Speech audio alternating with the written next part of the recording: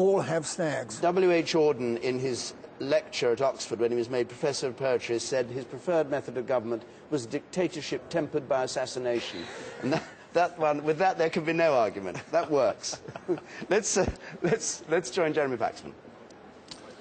I think we're joined now by Jack Dromey, who has just been elected in Birmingham and joins his wife in the House of Commons, his wife being Harriet Harman. Jack Dromey, what do you think of this idea of some sort of accommodation between your party and the Liberal Democrats?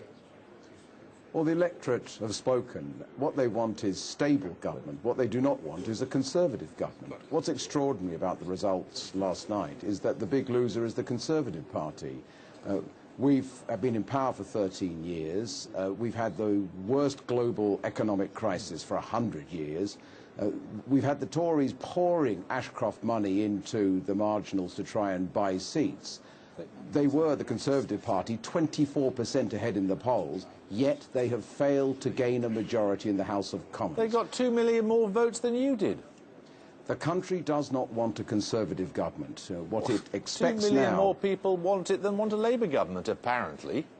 Yes, but the country wants stable government, progressive government, fair government. It does not want a Conservative government. And well, then why did more people vote for it? The verdict of the country is clear. If this was a Conservative country, and it is not a Conservative country, the Conservatives would have won a majority. The big losers are the Conservative Party. The Conservatives got more votes than Tony Blair got in one of his elections.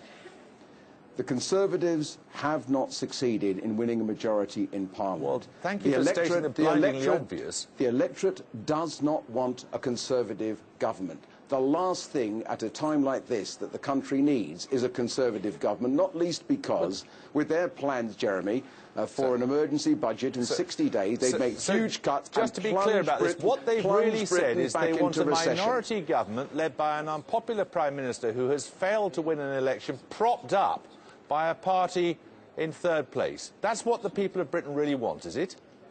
Discussions will now need to take place as to how we can deliver stable government in difficult times for the people of Britain.